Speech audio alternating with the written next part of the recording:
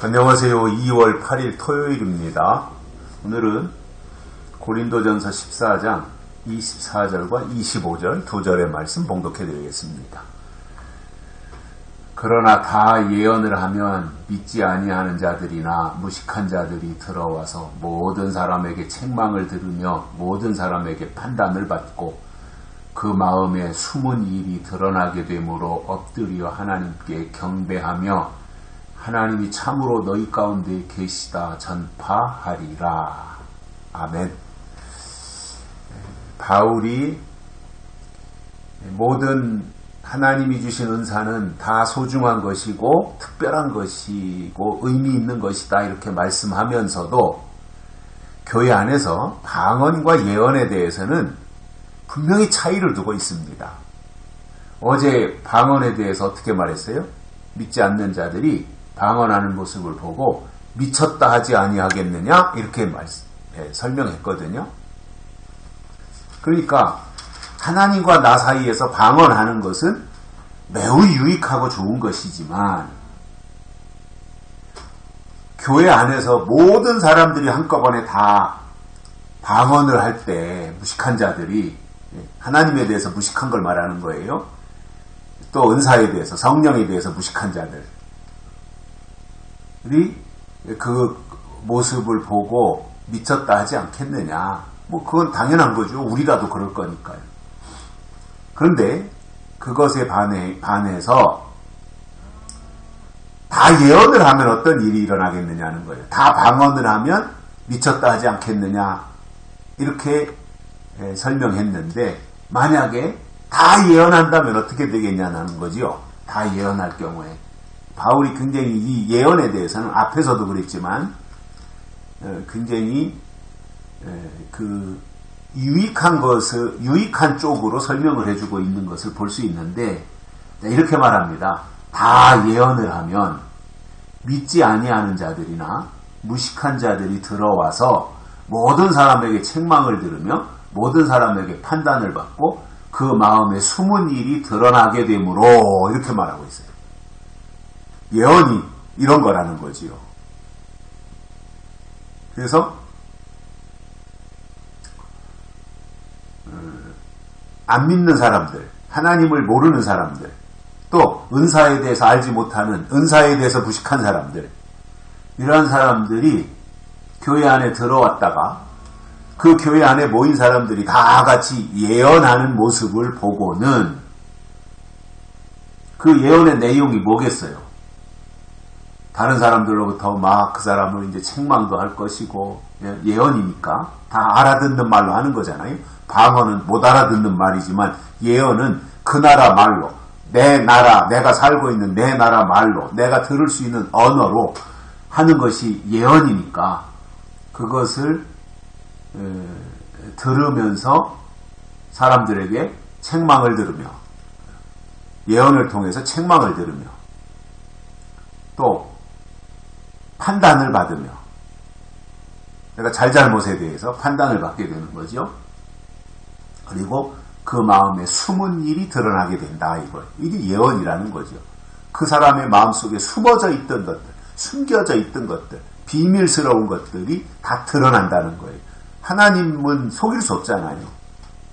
이 예언이라고 하는 것이 하나님이 주시는 말씀인데 누군가가 교회 안에 들어왔는데 교회 안에 모여있는 사람들이 다 예언을 통해서 그 사람에게 말할 때에 그것이 때로는 그 사람을 책망하는 말이 될 수도 있고 그 사람을 판단하기도 하는 말이 될 수 있고 그 사람의 숨은 일들 그것이 다 노출이 되고 드러나게 되니까 그 위력이 얼마나 크겠냐는 거예요. 그래서 예언을 하려고 하라 그랬잖아요. 예언을 하려고 하라. 그리고 예언을 위해서 기도하라. 이런 말씀들을 앞에서도 우리가 들었어요. 근데 여기서 이제 예언이라고 하는 것이 제가 지난번에도 설명을 드렸지만 오늘 내가 무슨 일을 해야 됩니까? 오늘 내가 어디로 가면 누구를 만나겠습니까? 뭐 이렇게 또 여기에다가 뭐 투자를 해야 됩니까? 말아야 됩니까? 이 주식을 사야 됩니까? 말아야 됩니까? 이거는 무당이 하는 짓이고요. 여기서 예언이라고 하는 것은 장차 될 일이에요. 앞으로 될 일, 하나님이 하실 일, 그것을 미리 말하는 것을 예언이라고 하는 거예요. 그러니까 예언은 반드시 성경이 근거가 돼야 되는 거예요. 성경.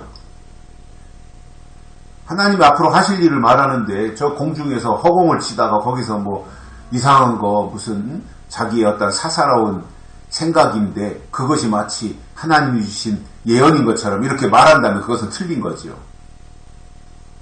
예언은 반드시 성령의 감동에 의하여 성경에서 나와야 돼요.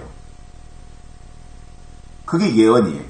그러니까 누가 오늘 뭐 주식을 사요 말아요, 여기에 부동산을 사요 말아요, 뭐 서울 아파트를 사요 말아요, 뭐 이것을 하나님 앞에 물어보는 그 싸구려가 아니라 앞으로 하나님이 하실 일이 무엇인지에 대해서 예언하면 그런 것에 대해서 알지 못하던 예언에 대해서 하나님의 예언, 하나님이 앞으로 하실 일에 대해서 무엇인지 모르던 무식한 신앙생활을 했던 사람들도 그 예언의 말씀을 들으며 그것이 내가 신앙생활을 그동안 잘못했구나 책망이 되기도 하고 그동안 내가 신앙생활은 이런 방향으로 했는데 그것이 아니었구나 하는 것에 대한 판단도 받을 수 있는 것이고 그리고 그가 어떤 목적을 가지고 신앙생활을 했는지 자기의 욕심을 채우려고 신앙생활한 건지 하나님께 은혜를 받으려고 한 건지 하나님을 이용하려고 한 건지 하나님 앞에 쓰임받으려고 신앙생활한 건지 그것에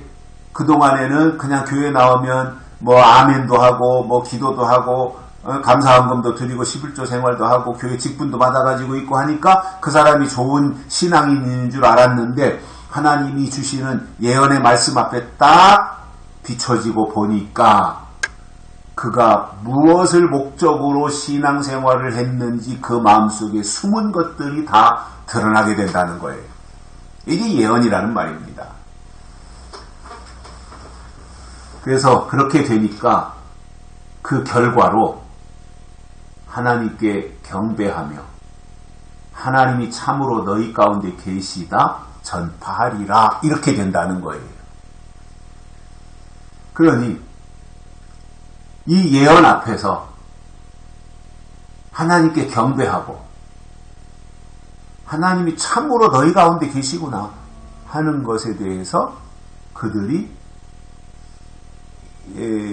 알게 되고 그것을 다른 사람들에게까지 전파하게 되는 하나님이 살아계시다 과연 이것을 전파하게 되는 그 단계까지 이르게 되는 그 역사 이게 예언이라는 말이에요. 그래서 이 시대에는요 깨어있는 영적인 신앙은 예언의 말씀을 증거하게 되어 있어요. 또 영적인 교회는 무엇보다도 우선 예언의 말씀, 약속의 말씀을 증거하게 되어 있습니다. 이게 바울이 말하는 예언이라는 거예요. 그래서 방언도 하나님이 주신 은사인 것은 맞지만 방언은 나와 하나님 사이에 기도할 때 하나님 들으라고만 방언하고 교회 안에서 여러 사람들이 모여있고 또 새로 교회에 나오는 초신자들도 있고 한데 그때는 방언을 할 것이 아니라 그때는 오히려 그냥 위로하는 말 또는 소망을 주는 말 뭐 초신자 때 그건 뭐 영적으로 보면 갓난아기와 같은 건데 거기다가 뭐 유창한 말 지식의 말씀 이런 거를 말하면 알아듣겠습니까? 그러니까 그 영적인 수준에 맞게 위로하고 소망을 주고 격려해주고 그러면서 믿음이 조금씩 자라나는 것을 보면서 앞으로 하나님이 하실 일, 즉 장차 될 일, 반드시 속히 될 일, 예언의 말씀을 해주는 것이 그 영혼의 가장 큰 유익이 된다는 것입니다. 여기까지 하겠습니다. 고맙습니다.